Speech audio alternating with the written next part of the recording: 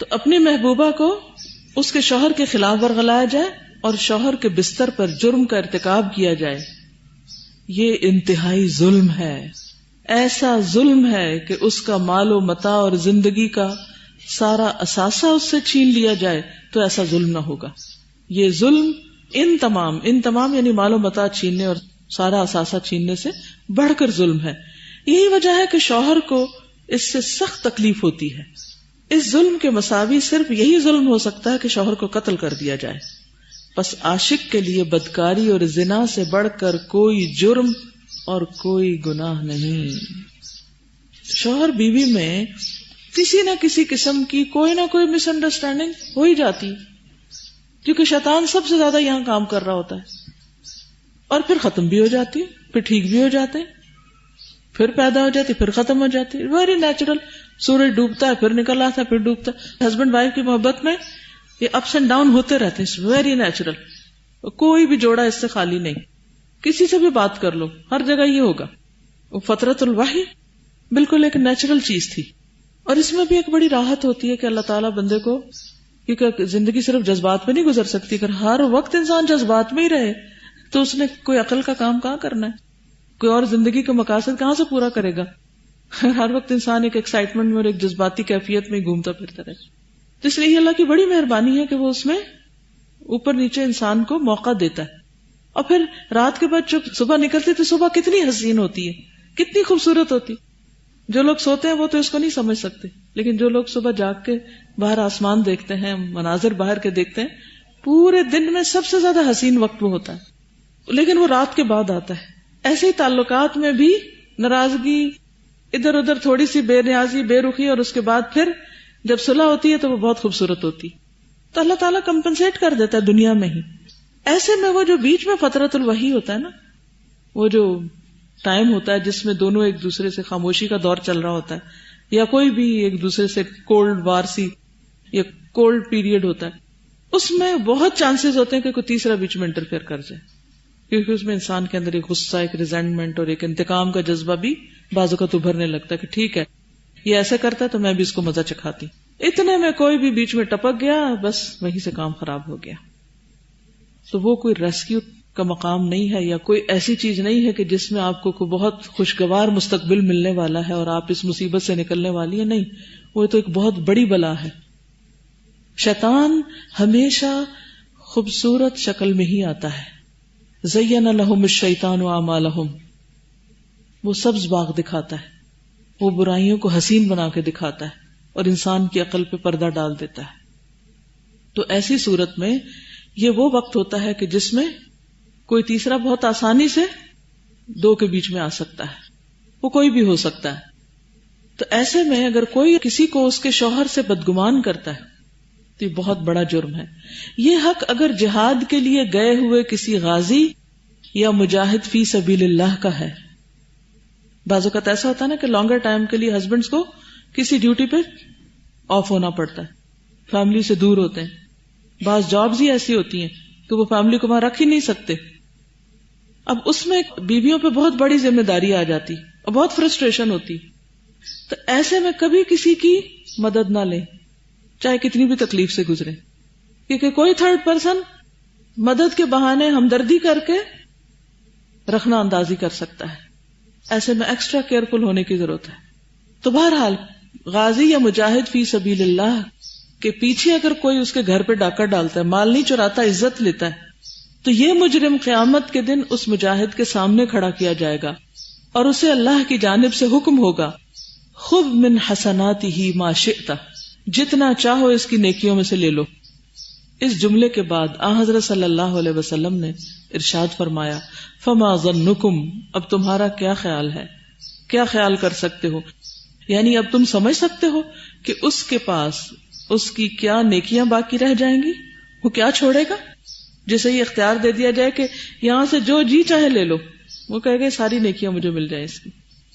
تو اس چور کے پاس کیا بچا جس نے مجاہد فی سبیل اللہ کے پیچھے اس کے گھر پہ اس کی بیوی کی عزت و عصمت پہ ڈاکہ ڈالا. کچھ بھی نہیں بچے گا، چاہے کتنا ہی بڑا عابد و زاہد و پارسا کیوں نہ ہو. یہ مظلوم اگر اس کا پڑوسی یا ذی رحم محرم ہے، پڑوسی ہے کیونکہ ان کو حالات پتا ہوتے ہیں، کون گھر پہ ہے کون نہیں، یا رشتہ داروں کو پتا ہوتا ہے کہ اس کا شوہر نہیں ہے،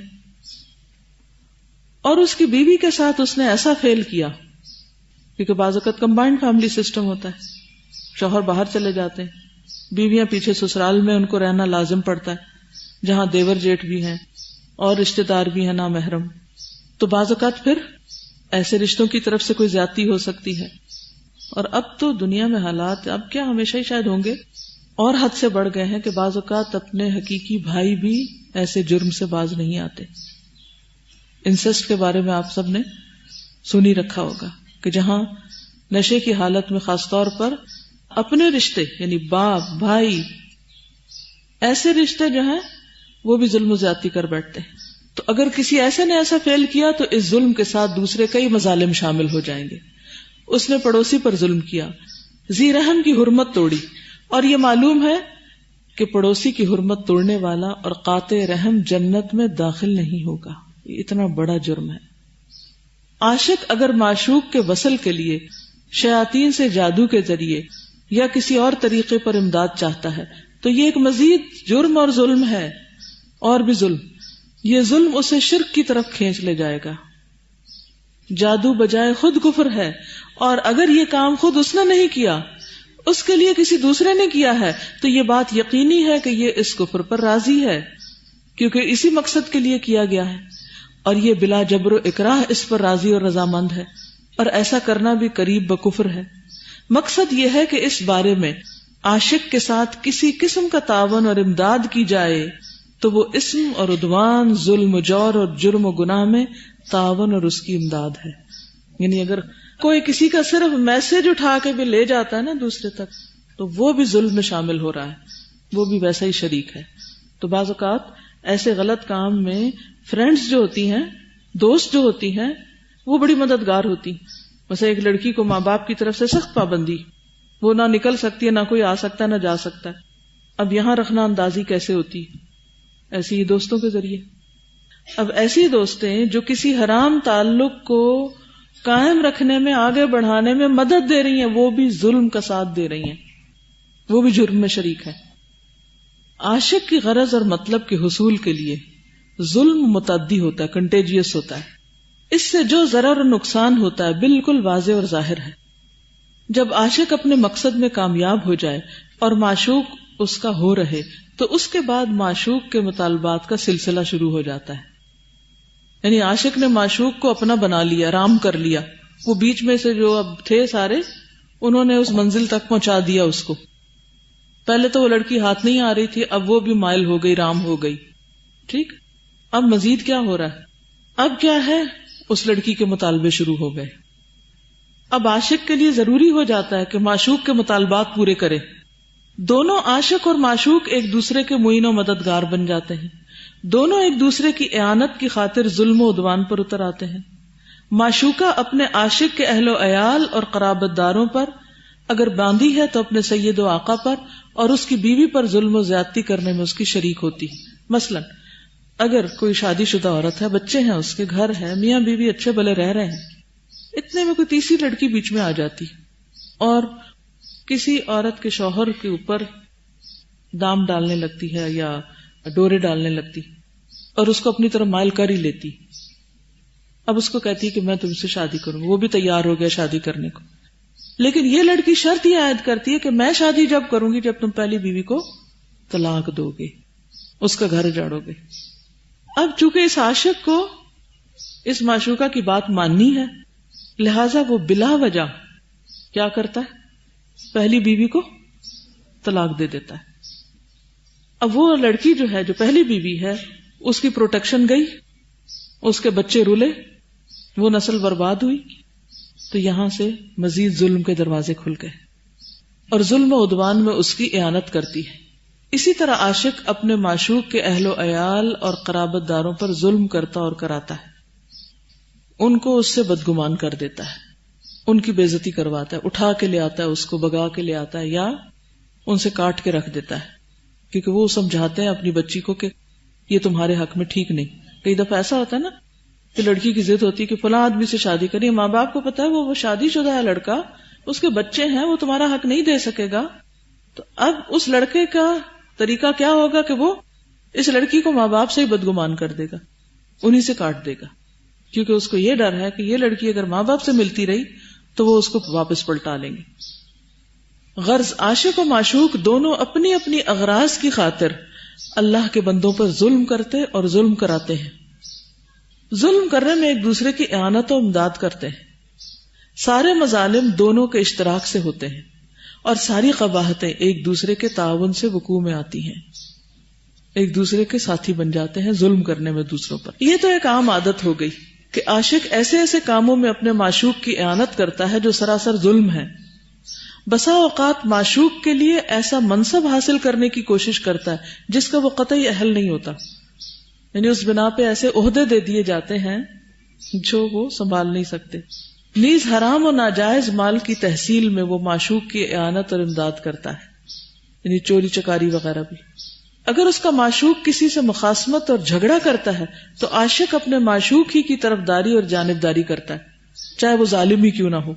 معشوق خواہ حق پر ہو خواہ ناحق پر، ظالم ہو یا مظلوم، تمام مظالم عاشق اپنے معشوق کے حصول اور اس کی رضامندی کے لیے کر گزرتا ہے.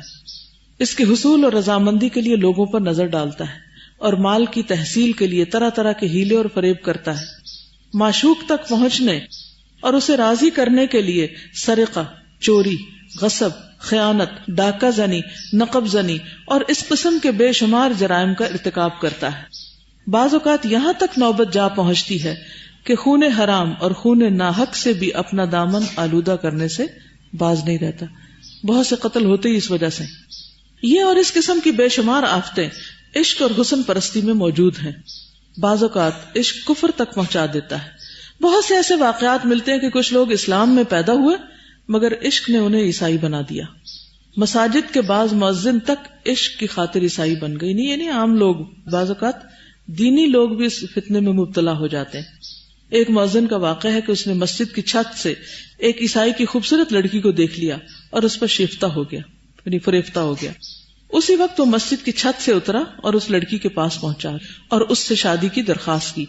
اس نے کہا کہ میں عیسائی ہوں، اگر تم عیسائیت قبول کر لو تو شادی ہو سکتی.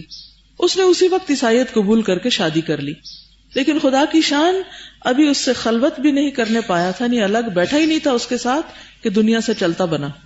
اسی عیسائی کے مکان کی چھت پہ چڑھا، پاؤں پھسلا اور گر کے فوراً مر گیا. خسرت دنیا والآخرہ. یہ قصہ علامہ عبدالحق نے اپنی کتاب العاقبہ میں نقل کیا ہے. عیسائیوں کا عام دستور رہا ہے کہ جب کبھی مسلمان ان کے ہاتھوں اسیر ہو کر ان کے پاس پہنچتے، حسین اور خوبصورت عورتیں ان کے پاس پہنچاتے، ان عورتوں سے کہا جاتا کہ ہر ممکن طریقے سے انہیں اپنی محبت کے جال میں پھانسو. پھر ان سے کہو کہ اگر تم ہمارا دین قبول کر لو تو ہم تمہارے ساتھ شادی کرنے کو تیار ہیں. اس موقع پر اللہ کا وہی بندہ ثابت قدم رہ سکتا ہے جو ایمان کی حلاوت سے سرشار ہے اور جسے اللہ تعالیٰ دنیا اور آخرت میں حق پر ثابت اور قائم رکھے. اللہ ظالم کو تو گمراہ کر دیتا ہے اور اس کے ساتھ وہی معاملہ کرتا ہے جو وہ چاہتا ہے. عشق کا معاملہ بڑا نازک ہے. عاشق و معشوق دونوں ظلم کرنے میں ایک دوسرے کی امداد کرتے ہیں. اللہ تعالیٰ قرآن پاک میں فرماتے ہیں نا، تعاونوا علی البر والتقوی ولا تعاونوا علی الاثم والعدوان. لیکن عاشق و معشوق ظلم اور عدوان پر ایک دوسرے کی مدد کرتے ہیں. زنا اور بدکاری میں دونوں شریک ہیں اور اپنی اپنی جانوں پر ظلم کرنے میں ایک دوسرے کی معاونت اور امداد کرتے ہیں. ان میں سے ہر ایک اپنی جان پر اور اپنے ساتھی پر ظلم کرتا ہے. ان کا یہ ظلم دوسروں تک متعدی ہوتا ہے. سب سے بڑا ظلم یہ ہے کہ دونوں کے دونوں ہلاکت و بربادی اور تباہی لانے میں ایک دوسرے کے شریک ہو جاتے ہیں. کچھ کہنا چاہیں گے؟ السلام علیکم ورحمۃ اللہ وبرکاتہ. کل ہم نے اسٹیجز پڑھ رہے تھے جب عشق کی، تو مجھے ایک انسیڈنٹ یاد آ رہا تھا جو میں نے سوچا کہ شیئر کر لوں. جب میرا میڈیکل کا فائنل ایئر چل رہا تھا تو میری کلاس میں ایک لڑکی تھی، اس کو ہماری کلاس کی لڑکی نے پرپوز کیا. وہ لڑکی اتنی شریف تھی کہ اس لڑکی نے شاید ہی ان 5 سالوں میں کسی لڑکے سے کبھی بات کی ہو، تو اس نے انکار کر دیا اس کو. لیکن اس کی فرینڈس نے ہی اس کو وہ کر کے کہا یہ تو عام سی بات ہے اور کوئی بات نہیں، اور وہ انوالو ہو گئی اس میں. لیکن اس کے پیرنٹس کا کیا تھا کہ انہوں نے انکار کر دیا کہ ڈیفینیٹلی کاسٹ کو ہم دیکھتے ہیں تو نہیں کریں گے. تو اس لڑکی نے اس لڑکی کے پیچھے 2 دفعہ سوئسائڈ کیا اور اس لڑکے کو ICU میں رہنا پڑا 2 دفعہ. اور یہاں بتانے کا یہ واقعی مقصد ہے کہ لائک اس لڑکی کے پیرنٹس نے بہت سفر کیا، اس لڑکی نے بہت سفر کیا. وہ پیرنٹس جو خواب دیکھتے ہیں کہ ہماری اولاد ڈاکٹر بنے یا جو بھی بنے، اتنی محنت سے پڑھایا، لیکن وہ کس اسٹیج پہ پہنچ گیا. لیکن کچھ عرصے بعد جب میں ہاؤس اپ کر رہی تھی تو مجھے پتہ چلا کہ اس لڑکی نے ہاؤس اپ ہی نہیں کی. تو یعنی کس طرح سے ایک چیز نے اس کی زندگی کو اتنا ڈسٹرائے کر دیا. اور اس کے پیرنٹس اور پھر لڑکی نے بعد میں شادی کر لیا، وہ خوش بھی ہے، لیکن ایک چیز نے ایک لڑکی کو کہاں سے کہاں تک پہنچا دیا. تو اس میں جو مجھے سولوشن نظر آتا ہے، ایک ڈیفینیٹلی ہم اگر کسی کو جا کے کہتے ہیں کہ یہ تو چیز غلط ہے، اس کو چھوڑ دو، تو کبھی بھی نہیں، وہ ہمیں ہی بیوقوف کہے گا. اس میں جو سولوشن مجھے نظر آ رہا تھا کہ لوگوں کو قرآن سے جوڑنا ہے، اللہ سے جوڑنا ہے، ایک یہ چیز. دوسری پیرنٹس سے میری ریکویسٹ ہے کہ اپنی بچوں کی شادی جو ہے ارلی ایجز میں کر لی اپنے. مجھے تو قرآن پڑھنے کے بعد سمجھ آئی کہ ہمارا دین کیوں کہتا ہے کہ ارلی ایجز میں جو ہے شادی ہونی چاہیے. جیسے ہم نے پڑھا کہ میل اور فیمیل دونوں کے اندر یہ چیز رکھتی گئی ہے، لیکن میل کے اندر لائک جو ہارمون ہوتے ہیں ٹیسٹوسٹیرون، اس کا فنکشن ہی ہے کہ وہ سیکشل ڈیزائر کو انکریز کرتا ہے. آلدو فیمیل میں یہ چیز کم ہے، لائک 10% ہے، تو میل میں دیکھیں گے آپ 80 to 90%. تو وہ تو قابل محنت اور رحم ہے. پھر اس کنڈیشن میں سمجھتی ہوں اگر اللہ نے پردے کا حکم اتارا تو ہم کہتے ہیں اللہ کی اتنی بلیسنگ ہے. لیکن ابھی ہم نے سورہ الاحزاب پڑھی تو میں نے تو اس نے جا کے شکرانے کی نفل پڑھی کہ اللہ اپنے یہ حکم ہمارے لیے اتارا ہے اتنا، یعنی ہماری اپنی حفاظت اور پھر دوسرے لوگوں کو بھی حفاظت. اور جو ہم بہت بن سنور کے باہر جاتے ہیں اور ہمیں پتہ بھی نہیں ہوتا، لٹرلی ہم اس چیز کو لے بھی نہیں رہے ہوتے، لیکن ہم دوسروں کی زندگیوں کو برباد کر دیتے ہیں اور ان کو جہنم رسید کر دیتے ہیں کہ لوگ سوئسائڈ اور یہ کر کے کہاں سے کہاں تک مر جاتے ہیں، اور ان کی پوری فیملیز اور وہ کہاں سے کہاں تک ڈسٹرب ہو جاتے ہیں. بالکل اسی طرح جب میں ابھی میڈیکل کالج میں تھی تو وہاں فرسٹ ٹائم ایک بچہ تھا، بڑا اچھا پڑھا، لیکن اچانک جب وہ سیکنڈ ایئر میں گیا بالکل چینج ہو گیا نا. سب ٹیچرز نے یہ نوٹ کیا کہ یہ بڑا لیٹ آنا شروع ہو گیا رستے سے. پتہ چلا تو وہاں بھی لڑکیوں کا ہی چکر تھا. تو اس کا فرینڈ اسے کہتا ہے، میں اس کو کہتا ہوں کہ تم یہ دعا پڑھا کرو، اعوذ بک من فتنۃ النساء. تو آئی تھنک اگر ہم یہ کور کر لیں اور قرآن کو دوسروں تک پہنچائیں، اور لڑکیاں بھی جیسے بہت زیادہ ڈیمانڈ رکھی ہوتی ہیں، شادی وہاں کرنی ہے، ڈگریز لینی ہے، اس کے بعد کرنا ہے، تو اس چیز کو چھوڑ دیں. بالکل میں تو کہتی ہوں ارلی 20 سے اس سے بھی پہلے ممکن ہو تو شادی کر لیں، اسی میں بہتری ہے ہم سب کی. السلام علیکم ورحمۃ اللہ. پیرنٹس بھی سوچتے نہیں ہیں، لڑکیاں چاہتی بھی ہیں تو ماں باپ کو خود خیال نہیں آتا کہ ان کی شادی کرنی، وہ ان کے جذبات کو سمجھتے ہی نہیں اور بلا وجہ کی رکاوٹیں ڈالے رکھتے ہیں، کبھی اپنے انا کے مسئلے، کبھی ذات پات کا چکر، کبھی کوئی اور چیز، اور خود بھی گناہ گار ہوتے ہیں اور ان کو بھی کرتے ہیں. السلام علیکم. مجھے یہ کہنا تھا کہ جس طرح آپ نے بتایا نا کہ شوہر بیوی میں اختلافات ہوں تو اس کا بار بار تذکرہ نہ کیا جائے دوسروں سے، اور ہمارے ہاں تو زیادہ تر خواتین کا موضوع گفتگو بھی یہی ہوتا ہے، والدین سے کچھ ہو جائے تو شوہر کو بتاتی رہتی ہیں، شوہر سے کچھ ہو جائے تو پھر والدین کو بتاتی رہتی ہیں، پھر اس طرح دونوں کو ایک دوسرے کے خلاف کر کے آپس میں پتہ چل جاتا ہے کہ اچھا ان کے درمیان پھوٹ ہے تو پھر تیسرا بندہ اس میں لازمی انٹر ہوتا ہے. اس لیے نا بار بار تذکرہ اسی لیے زبان کی حفاظت کا کہا گیا کہ آپ تذکرے جتنا زیادہ کریں گے برائی اتنی زیادہ عام ہوگی. السلام علیکم. میرے پاس ایک چھوٹا سا واقعہ ہے. جس طرح ڈاکٹر صاحبہ نے ابھی ذکر کیا تھا کہ بھائی بہن بھی آپس میں اس طرح کے ریپ کیسز ہو رہے ہیں، میں آئی وٹنس ہوں تقریباً اس واقعے کی کہ ایک کام والی میری فرینڈ کے گھر آئی تھی. شی واز 13 years old اور she was pregnant of 8th month. اور جب اس کو پوچھا گیا، سختی کی، نرمی کی، تو پتہ چلا کہ اس کا باپ اس کا ریپ کرتا رہا ہے. جیسے ہی وہ لڑکی بالغ ہوئی اس کے باپ نے یہ کیا، اور اس کو سپورٹ کرنے والی کون تھی؟ اس کی اپنی بیوی. ماں کو پتہ چل چکا تھا کہ باپ یہ عمل کر رہا ہے، اس کے باوجود وہ اپنا گھر بچانے کے لیے، اپنی زندگی بچانے کے لیے اپنی بیٹی کو اس نے چارہ بنا دیا تھا اور وہ مالکان کے اوپر اس کا ڈالنا شروع کر دیا تھا. تو یہ بہت ضروری ہے کہ جس طرح اسلام نے ہمیں ایک حکم یہ بھی دیا ہے کہ اپنی زیب و زینت جو ہے وہ اپنے محرموں کے سامنے بھی ایک حد تک ہی نمایاں کریں.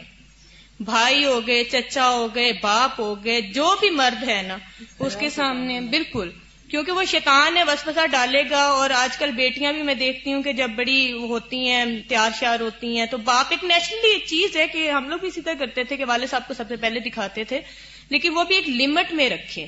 بھائی ہیں تو بھائیوں کے سامنے اپنا کور رکھیں، کیونکہ آپ کے سامنے آپ کے بھائی بہت شریف ہیں، باہر پتہ نہیں وہ کیا ہیں. کیونکہ میرے اپنے 4 بھائی ہیں، میں اس لیے کہہ رہی ہوں. شکریہ جی.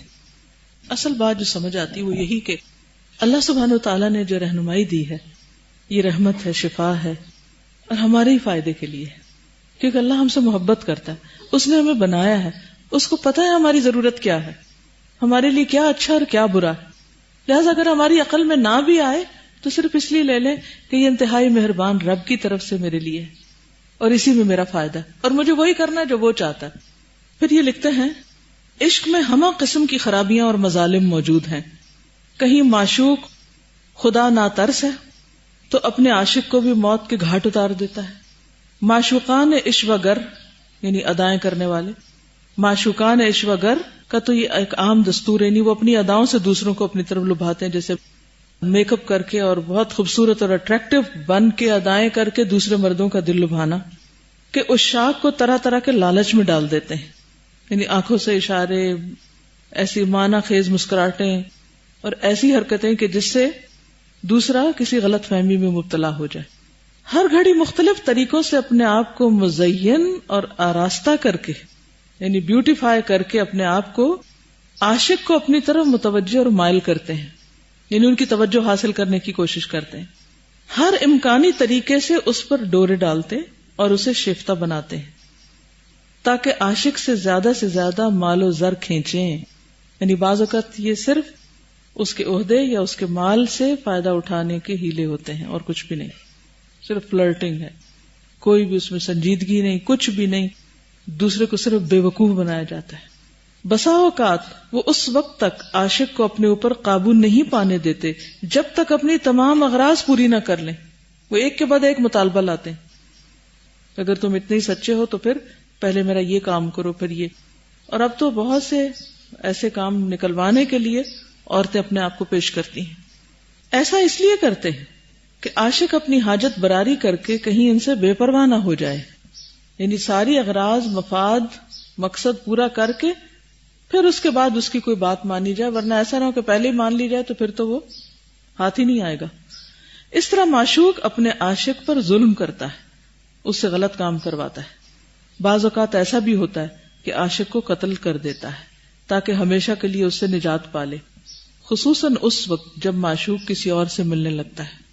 ایک اور بلا کہ ایک وقت میں کئی لوگوں کو پھانس رکھا ہے. دنیا کے عاشق و معشوق بہتوں کو قتل کر چکے، بہتوں کو نعمتوں اور عیش و آرام سے محروم کر چکے، بہت سے دولت مند گھرانے ان کے ہاتھوں تاراج اور برباد ہو گئے، بہت سے ارباب مدارج منصبوں سے گرا دیے گئے، بہت سے خاندان اور گھرانے ویران کر دیے گئے، اور ان کے اہل و عیال بیٹے بیٹیاں تباہ حال کر دی گئیں. اگر ایک عورت اپنے شوہر کی طرف دیکھتی ہے کہ وہ کسی اور پر عاشق ہو گیا ہے تو وہ بھی اپنے لیے ایک معشوق کھڑا کر لیتی ہے، جس سے شوہر پر یہ مصیبت ٹوٹ پڑتی ہے کہ اسے طلاق دے کر گھر کو ویران کر لے، یا اسے گھر میں رہنے دے، اسے اس کی حالت پر چھوڑ دے اور خود شب و روز کڑتا رہے. اس صورت میں بعض آدمی پہلی صورت اختیار کر لیتے ہیں اور بعض دوسری صورت. وہ گھر تو برباد ہو کے ہی رہتا ہے. عورت جب گھر سے نکلتی ہے نا تو شیطان ساتھ نکلتا ہے اور وہ اس کو خوبصورت بنا کے مردوں کو دکھاتا ہے. اب اگر کوئی مرد کسی ایسے عورت کو دیکھے اور فتنے کا شکار ہوئے تو obviously اس کا دل اپنی بیوی سے اٹھے گا. بیوی کو شک پڑے گا کہ اس کا دھیان کہیں اور ہو رہا ہے تو وہ انتقام میں آ کر بلا وجہ کچھ اور کام شروع کر دے گی. یہ چیز شوہر کو تڑپائے گی کیونکہ مرد کے اندر بہرحال اللہ نے ایک غیرت رکھی. اب وہ جلے کوڑے گا، یا تو طلاق دے کے گھر برباد کرے گا، یا پھر یہ کہ خود گھر میں رکھ کے کہیں کا نہیں رہے گا. فتنہ کہاں سے کہاں تک پہنچا، آگ کہاں سے کہاں تک جا لگی.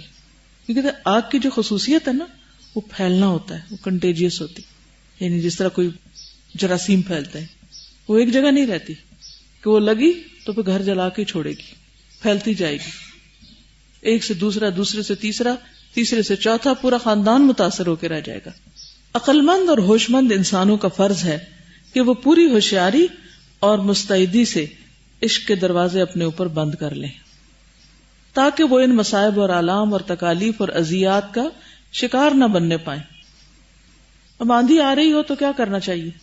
باہر تو آندھی چلی بھی ہے ساری خرابیوں کی. کیا کیا تھا رات کو آپ نے؟ نیند سے بھی اٹھ کے کھڑکیاں بند کی ہوں گی. اس وقت اٹھنے کو کس کا دل چاہتا ہے؟ لیکن انسان کہتا ہے کہ اگر کھڑکی بند نہ کی، ایک بھی روشن دان بھی کھلا رہ گیا تو سارے گھر میں اتنی مٹی آئے گی کہ اگلا سارا دن صفائی کرتے گزرے گا. تو بہتر ہے کہ ابھی سے کھڑکی بند کر دو. تو کہتے ہیں کہ وہ سارے دروازے اپنے اوپر بند کریں تاکہ وہ ان مصائب و آلام اور تکالیف اور اذیات کا شکار نہ بننے پائیں. عشق کا مارا بالآخر ہلاک اور تباہ ہو جاتا ہے، یا پھر ان مفاسد کا یا ان میں سے اکثر کا شکار تو ضرور ہوتا ہے. کچھ نہ کچھ مصائب تو اسے جھیلنے ہی پڑتے ہیں. جو آدمی بھی ایسا کرتا ہے، اپنی جان پر ظلم کرتا ہے، عورت پر ظلم کرتا ہے کیونکہ اسے گمراہ کرتا ہے جس سے وہ ہلاک ہوتی ہے، اس کی ہلاکت و تباہی کا سبب یہی شخص بنتا ہے. اب آپ دیکھیے، چین دیکھیے، کوئی عورت کسی مرد کی تباہی کا باعث بنی، وہ اپنی بیوی کی تباہی کا باعث بنا، وہ اپنے بچوں کی تباہی کا باعث بنی، وہ اپنے اگلے خاندان، یعنی ایک پورا وشیس سرکل چل پڑتا ہے. آغاز کہاں سے ہوتا ہے؟ مجرم کون ہے؟ پہلا جرم کس نے کیا؟ اس عورت نے جسے اللہ کی حدود توڑ کے کسی مرد کو اپنا بلا وجہ گرویدہ کیا. اور انسان یہ ظلم کرتا چلا جاتا اور اس کو خود بھی احساس نہیں ہوتا وہ کر کیا رہا ہے. یہ شخص اگر بار بار اپنے جدید معشوق کی طرف نگاہ نہ کرتا تو پسندیدگی پیدا نہ ہوتی. دروازہ بند کر دیتا، ایک دفعہ نظر پڑی تھی بس ختم بات. اس سے وصل اور ملاقات کی طمع اور تمنا نہ کرتا تو معشوق کی اس کے قلب میں جگہ نہ ہوتی، کیونکہ عشق کا ابتدائی سبب نظر اور نگاہ ہے یا کان. اگر اس کے بعد وصل معشوق کی طمع نہ ہوتی اور کلیتاً نا امید ہو جاتا تو اس میں یہ عشق پیدا ہی نہ ہو سکتا تھا. یعنی پہلے درجے پہ انکار ہو جاتا تو پھر آگے نہ بڑھتی بات. طمع و تمنا اگر پیدا ہو بھی جاتی تو عقل و خرد سے کام لے کر اپنی توجہ اس طرف سے ہٹا لیتا اور دل کو ادھر مشغول نہ ہونے دیتا، مگر وہ اپنے فکر و خیالات کی رو میں بہہ گیا اور معشوق کے محاسن ہی کی طرف دیکھتا رہا. ممکن تھا کہ اس وقت خوف اس گناہ سے اسے بچا لیتا جو اس کے نزدیک لذت وصال کے مقابلے میں بڑا ہی خطرناک ہے. یہ خوف خواہ دینی ہوتا جیسے جہنم کا خوف، یا جبار حقیقی کے غضب کا خوف یعنی اللہ کی ناراضگی کا. اس کی طمع و لالچ اور فکر و عشق پر غالب آ گیا ہوتا تب بھی یہ عشق اس کے اندر پیدا نہ ہونے پاتا. اگر دینی خوف نہیں تو کوئی دنیاوی خوف اس کا دامن پکڑ لیتا، مثلاً اپنی جان و مال، عزت و آبرو کا خطرہ، لوگوں میں رسوائی اور ذلت کا خوف وغیرہ. یہ خوف داعیہ عشق پر غالب آ جاتا تب بھی وہ اس عشق سے بچ جاتا. یاد رکھیے ہمیشہ ایک بات، خوف میں ایک ایسی قوت ہے کہ جو انسان کو بڑی بڑی چیزوں سے بچا لیتا ہے. مثلاً اگر کسی کو بہت بھی پسند ہو میٹھا لیکن اگر پتہ چلے کہ شوگر ہو گئی تو موت کا خوف، بیماری کے بڑھنے کا خوف اس سے اس کی پسندیدہ ترین چیز چھڑوا لیتا ہے. یوسف علیہ السلام سے کس چیز نے چھڑوایا تھا یہ سب کچھ؟ اللہ کی ناراضگی کا خوف. انہیں بدنامی رسوائی کا خوف نہیں تھا کیونکہ وہ تو غلام تھے اور غلام کی کیا عزت ہوتی ہے پہلے سے ہی، لیکن اللہ کی ناراضگی کا خوف کہ اللہ تعالیٰ مجھ سے ناراض ہو جائے.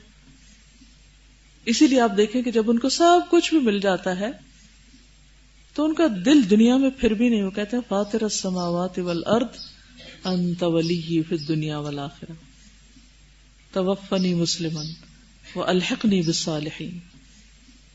اسی طرح اگر وہ اس بات سے ڈرتا کہ یہ عشق جاری رہا تو اس محبوب کو کھو دے گا جو اس معشوق کے مقابلے میں زیادہ محبوب اور زیادہ نافع ہے، یعنی اللہ کی محبت چھٹ جائے گی، اللہ کی رحمت چھٹ جائے گی تو نہیں، وہ نہیں گوارا.